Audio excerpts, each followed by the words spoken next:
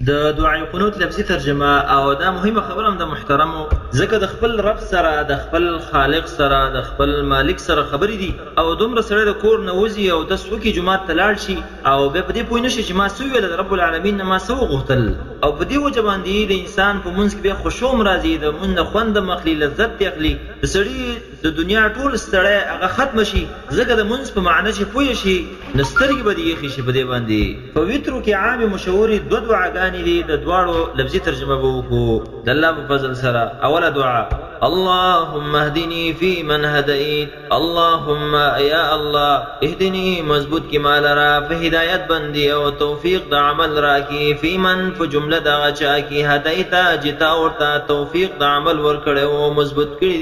کړي دی په خپل هدایت باندې چې هغه انبیا او صدیقین او شهدا او صالحین وعافني او عافیت او بچاو را کی ماته د هر قسم مرزونه کاغه ظاهری وی بدنی یا باطنی وی چې کفر او شرک او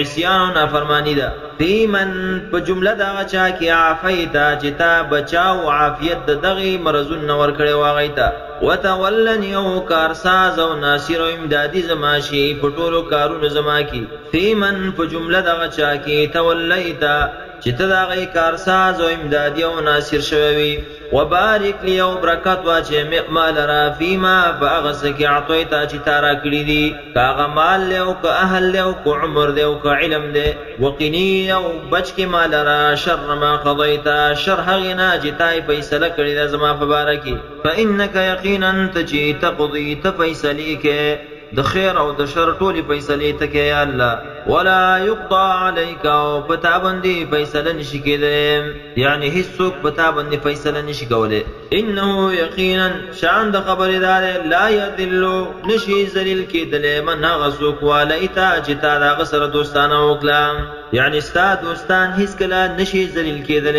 ته چې د شایم دادی شي او دوست شي ولا يعز نشي عزت من کېدل من عصوک عادیتا چې تا سره دشمنی وکړه ځکه عزت او ذلت ټول ستا په لاس کې دی تبارک ربنا او ډیر لوی دی شان ستا یا رب یا تبارک عام دی خیر ستا یا رب العالمین دنیا و آخرت تا وتعالیت او خاص تا فروجت والد فارس باندې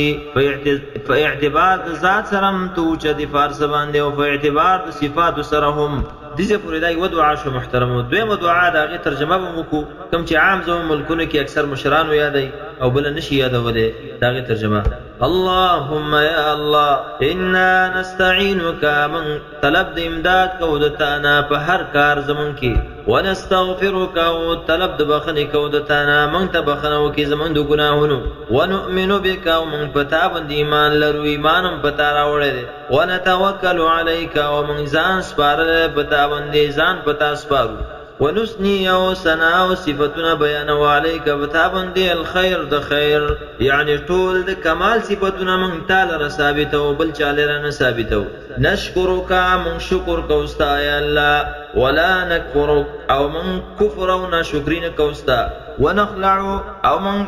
براءت کو بیزاری بیانو د هر قسم طریقې او د دیننا چې ستا د دین اسلام خلاف وي او ستا په وحدانیت باندې اقرار نه کوي ونترکو او فریقو منګه او په ډډه کېږو منګه من د هر هغه چا نه یکفرو کا چې په تا باندې کفر کوي یعنی ستا دشمن سره منګه دوستانه نه کوو اللهم یا الله ایاک او خاص تعالی را نعبد منګه عبادت کوو ولک او خاص تعالی را نصلي منګه منځونه کوو ونسجد او خاص تا سجده کوو وإليك نسعى او خاص تا من منډه وو ستا طرف ته ستا دین طرف ته ونحفظ او جلتی کو په هر یو عمل د خیر کې دا ولی کو ویسګه کو نرجو رحمتک